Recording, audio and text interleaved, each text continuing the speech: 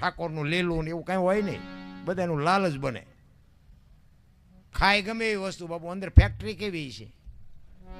ઈશ્વરે જે શરીરની રચના કરી છે ને, આપણે મેં હમણાં કીધું ને હરિદ્વાર ને દ્વારિકા ને સોમનાથ ને આટા મારવામાં જ પડાય છે. આપણે મીરાએ એટલે જ કીધું આત્માને ઓળખ્યા વિના લક્ષ 84 નહીં મટે, તમારી ભ્રમણા ભાંગ્યા વિના ભાવના ફેરા નહીં મટે. કેવી રીતે આત્માને ઓળખવો? એક ભજન છે ને, એક ભજન તમે બધા સાંભળ્યું છે કે ભજન વિના મારી ભૂખ ન ભાંગે. ભજન છે ને, તે કોણ ના પાડે? કરવા માંડો ને. ભજન વિના મારી ભૂખ ન ભાંગે આ ભજન છે, તો ના કોણ પાડે છે? તો આ કે છે કોણ? કોને કે છે? શું કામ કે છે? ભજન સમજવાની જરૂર છે. ભલા મને આત્મો છે ને, આત્મો એને ભજનનો ખોરાક છે.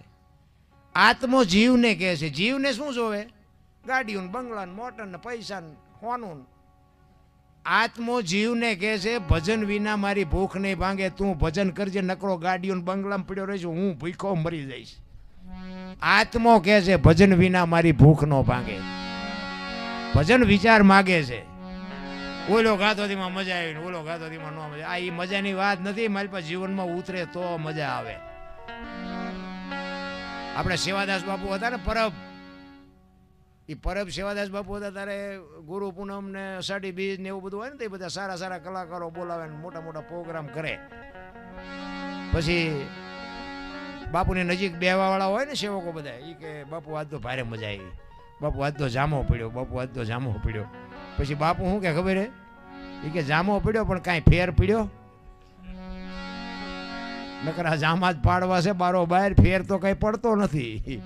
એટલે ફેર ન પડે તો આ તમે કથા બેહારી છે ને પાછા તમે આમાં ફેર જેવા હોય એવા ને એવા રહ્યો, તો આ કથામાં મેં કીધું એમ ફાયદો કોને? અમારે જ દે ને બધા.